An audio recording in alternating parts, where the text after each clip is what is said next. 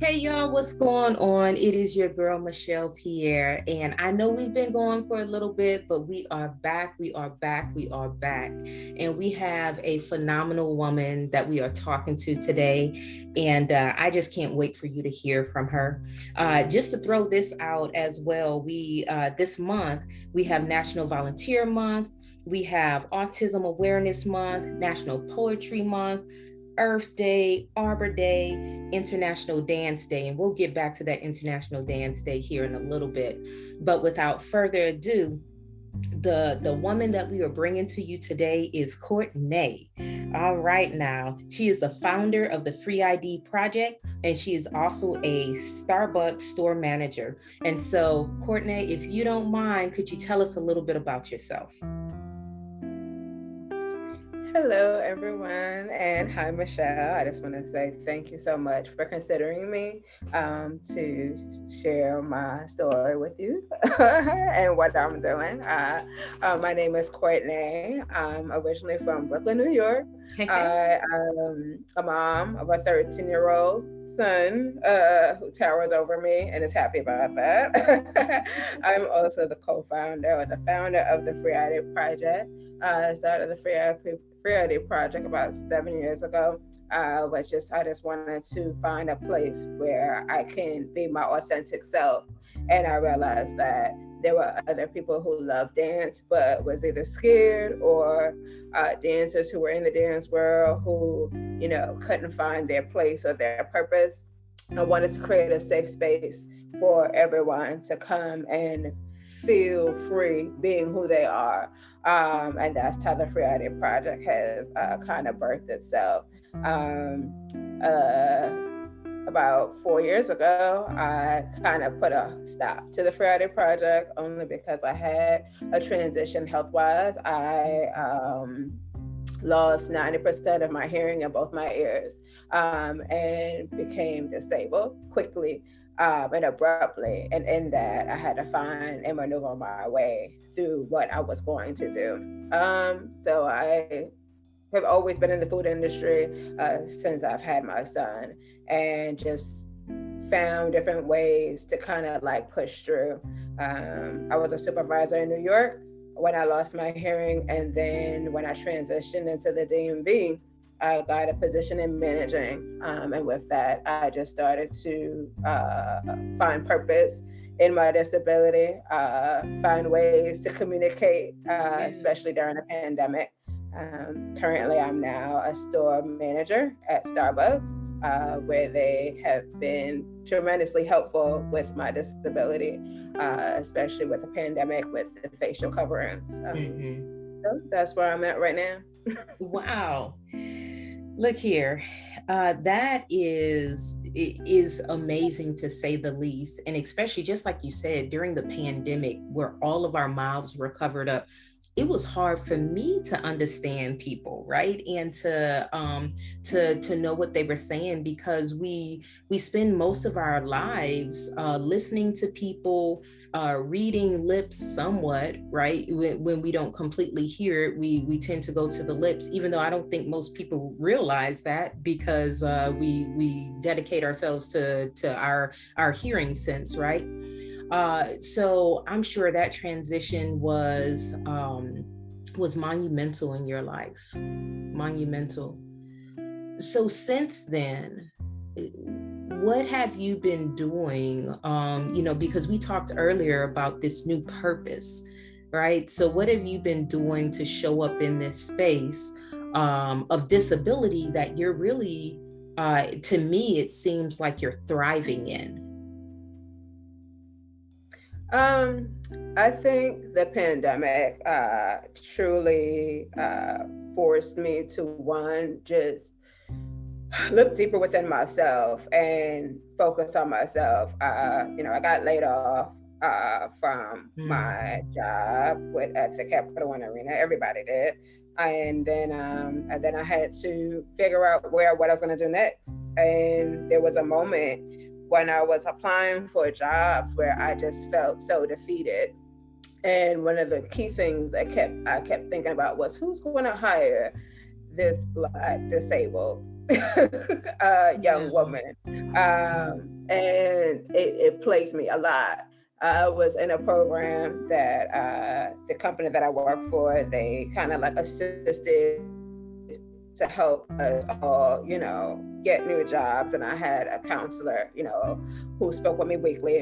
And it was just one point where she just said, Courtney, I don't think that, you are giving yourself a shot. I think you're actually stopping yourself, preventing yourself. Oh. And it took me, when she said that, I was like, okay. I would walk into interviews and, just kind of say, yeah, so I'm hard of hearing. I have severe hearing loss. And I think that kind of like made Mm-hmm. the employer uncomfortable, and me just kind of like putting it out there, Right. when in actuality I didn't think about like what all my skills were and what I had to bring to the table. So I started to figure out, when it was virtual meetings, what I needed. I would tell the employer how I needed to communicate and how I do communicate. Mm-hmm. I found an app that helped me to communicate without, with individuals in person with, facial coverings. With that kind of I felt like that gave me more of a sense of confidence. And then it also Mm-hmm. showed the employers like, okay, she can do this, she's functional. um yeah. It just Yeah. took a lot. Like, it took a lot of crying, I'm not gonna lie. It took a lot of Mm. praying, speaking to God about just where I was, how I felt, feeling things like were unfair. It was Mm-hmm. already unfair when I lost my hearing, but then to have a pandemic where now the only way that I was able to communicate was through lip reading, and now that is gone. Right. Um, Man. so I feel like in that, I just had to find a way, find a way. That's been my life theme. You got to find a way. You have to find a way to make it through. And I had to start showing up for myself Oh, daily. I had yes. to start saying, Court, you can do this. You've been in the food industry for 13 years. Your son has watched you tremendously go through all these, hills and valleys. There's nothing has changed. It's in you. Yes, it's Mm-hmm. hard, but it's in you. Find a way. God is with you. So I found ways. I would recommend captions. I would recommend, okay, if you don't have captions during videos, I have, a caption line that I can use. Hence, that's what we're doing right now. Yes. So that I communicate, because there is absolutely, with all the technology in the world, there's absolutely a way. Um, Absolutely. so that helped me out tremendously. Wow. So as you were talking, I started thinking about other people out there who have fallen on hard times, whether that be an actual physical disability, or if that be, I mean, you just said that you lost your job, right? And if that's not hard, especially in the midst of a pandemic, right?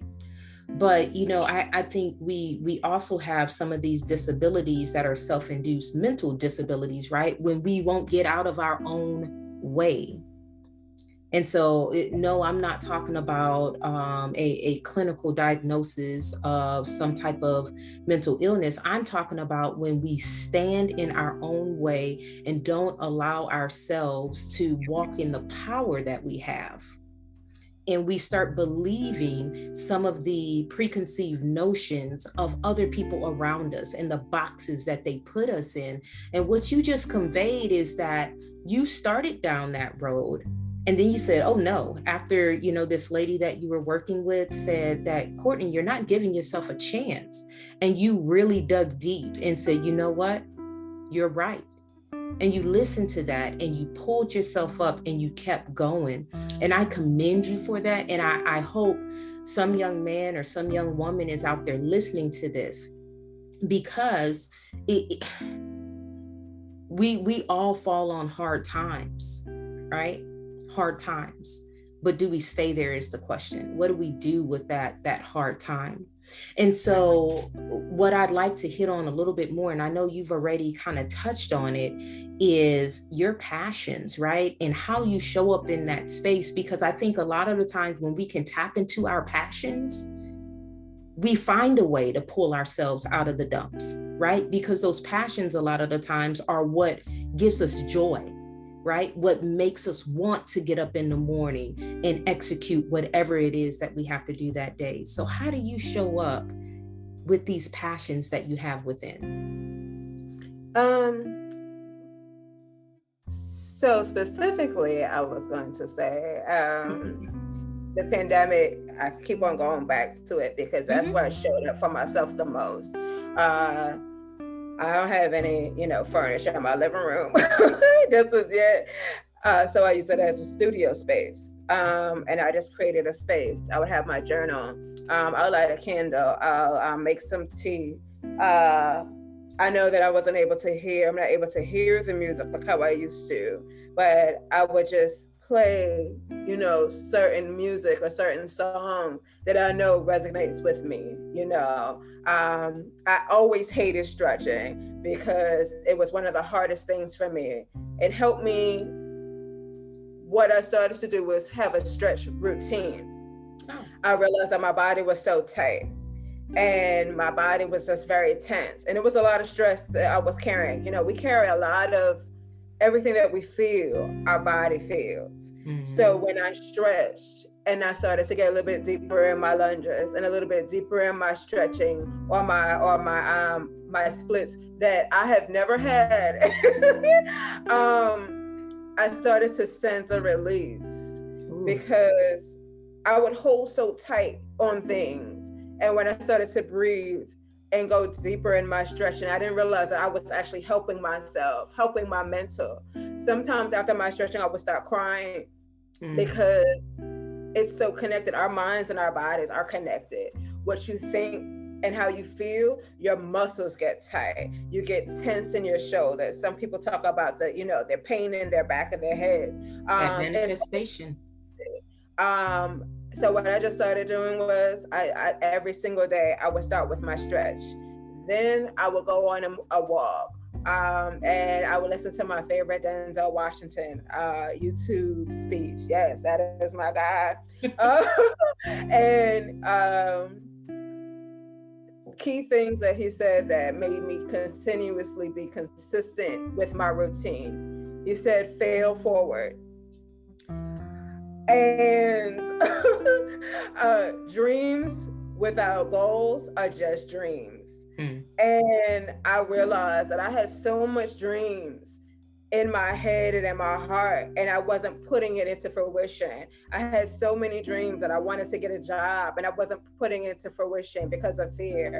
And I had to start putting those dreams and start making an action plan. Yes, the routine was every single day. I listened to Denzel Washington every single morning. I did the same stretches every single morning. I drank the same tea every single morning. It helped me.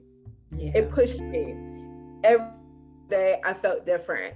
Every single day I gave myself more grace. And when it was really, really bad days where I really didn't feel like I was able to kind of like forge forward, I didn't stay there as long as I did before when I first started so stuck. I found a way to move and have some fluidity in the turbulence, not only in what I was going through in the pandemic, but what I was going through internally. Yeah. That's knowledge right there. That's knowledge. And what I just heard you say was that you became disciplined, right? You had the same tea every morning. You did the same stretches every morning. You listened to the same Denzel inspirational talks every morning. And you use that to build yourself up. You use that to remind yourself and to affirm who you are. So I don't know who's listening out there, but I hope you caught what Cortnei just said. By no means has she had an easy road, but by every opportunity that she was given, she stepped up to it, no matter how hard it was. and she decided for herself that she was going to be successful. And I hope you make that same decision out there, that you will be successful based off of making the right decisions for you and your growth. So Cortnei, I'm sorry. I think this is a beautiful podcast that we've had today. And I just want to turn it back over to you one more time. If there's anything that you want to leave, if there's one thing, like if nobody listened to any other words that were said on this podcast, what is the one thing that you would want to tell, someone who's listening? And you can decide if it's going to be a young boy or a young girl or whoever it is, whatever your heart's passions, lie. Just leave us with something before we drop off today. I just want to say, you don't have anything to prove. Everything that you have and everything that your heart desires within you, everything will work itself out in God's timing, not your timing. Mm-hmm. While you're waiting, you're growing. Don't ever give up. Everything, if things are not moving the way that it should be, it has a purpose. If you've lost a lot, it's for a purpose for gain. Stay connected to yourself, your true self. It's hard to face yourself. I'll be honest. It is hard to look at yourself and see the good and the bad. But your biggest investment is not on your job. Your biggest investment is not in love and relationship and marriage. Your biggest investment is not in family and friends. Your biggest investment is in yourself. And that will lead you to everything that your heart desires. So don't stop, don't give up, just keep going. Have grace for yourself. And as I'm talking to y'all, I'm talking to myself. I promise you, every day is not easy. But if you gotta cry it out, it's okay. There is sunshine after the rain. Believe that. All right. Okay, you heard it here. Cortnei just dropped some knowledge down on us, and thank you guys for joining us. And we hope that you come back and you listen for a few more of our podcasts of Black Voices. And as you already know, this is your girl, Michelle Pierre. I'm signing off for Espresso Unicorn, and we appreciate you guys being a part of the Unicorn family. Take care, everybody.